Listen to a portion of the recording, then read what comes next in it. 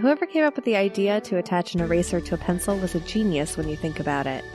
Before that, they were two separate objects, but you usually didn't want to have one without the other. Sometimes combinations like this work out perfectly, like when makeup companies began adding sunscreen to foundations. But other times, combinations might not work out as well, like the year my mom sent me to summer camp with a new product that combined sunscreen and bug spray.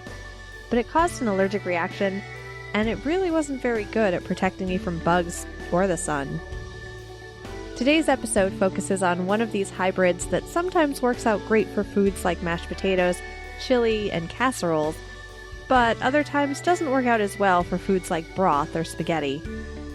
I'm your host, Emily Prokop, and this is the story behind sporks. But first, a quick message.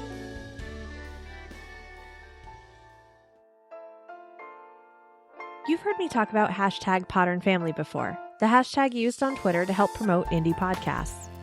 And if you're listening to this around the time it comes out, Podern Family is putting together an initiative called Podcast Shirt Day on June 3rd as a chance to wear any apparel you might own from your favorite podcast.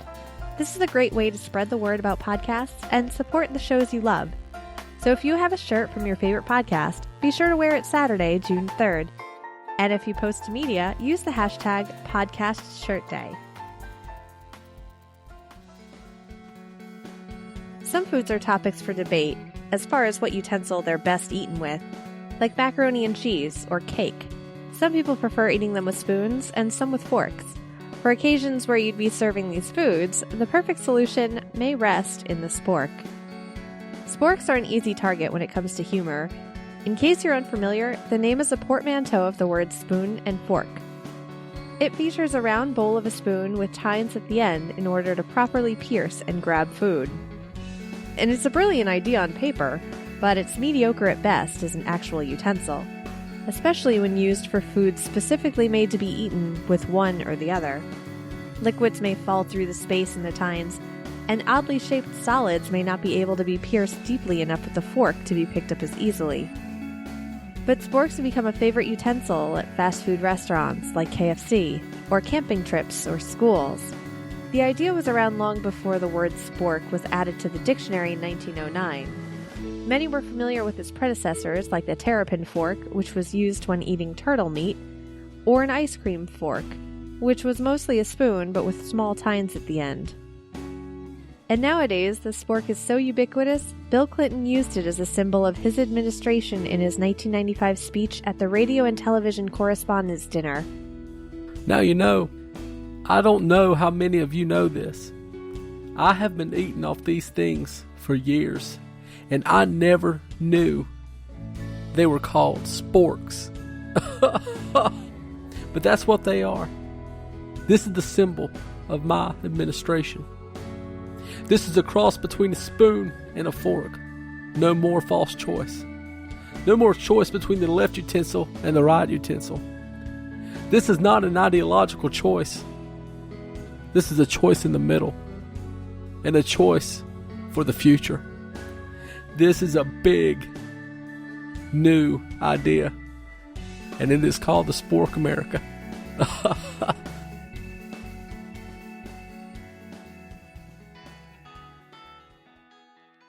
No one's quite sure just who the original inventor of the spork was, but the earliest patent on what looks to be a spork was in 1874 on a spoon fused on top of a fork with a straight section on the side, which is a little askew. So not quite the spork we're familiar with today, but definitely on the right track. The inventor was Dr. Samuel W. Francis, who was kind of an eccentric writer with a lot of ideas. He had a number of bizarre patents taken out, such as the literary piano, which was a typewriter with piano keys instead of the normal keyboard we talked about in the story behind mechanical keyboards. A popular urban myth about the invention of the spork is that it was General Douglas MacArthur during the U.S. occupation of Japan who considered chopsticks to be barbaric, but he feared giving Japanese forks, thinking it would be dangerous and they might use them as weapons, so sporks were commissioned as a safer alternative.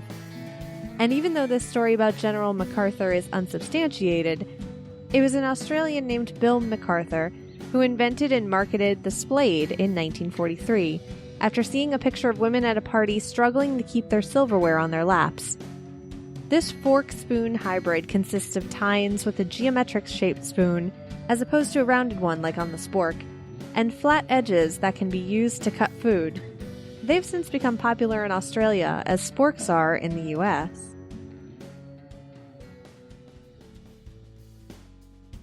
Combining utensils serves another purpose aside from eating, and that's coming up with awesome hybrid names that evoke giggles for some reason, like the spife, a spoon knife, or the sporf, a spoon on one end and a fork on the other with serrated edges used as a knife, or the nork, a combination of a knife and fork. But the nork has an even more interesting backstory than just an eccentric inventor with a welding tool and some utensils. During the Napoleonic Wars in the late 1700s, British naval Admiral Horatio Nelson lost his arm and after amputation had to relearn simple tasks using his remaining arm. The British Army saw him struggling with using a knife and fork and gave him a golden nork, which was a fork but with one of the tines fashioned as a tiny blade. When other soldiers saw the nork, they were so impressed they requested their own, although they weren't given golden ones. Aside from being called a nork, it's also known as a Nelson fork. Now that you know all these new utensils to add to your cutlery collection, you may wonder the proper place setting for hybrids like the spork. According to etiquette maven Carrie Sue Vega, the spork can go on either side of the plate, but its placement depends on what it's being used for. If it's for something like turtle meat, it goes on the left with the forks. If it's for ice cream or grapefruit, it might be more appropriate on the right with the spoons. Just a fun tip in case you have a fancy dinner party and want to impress all your hoity-toity friends with your fancy china and silver sporks.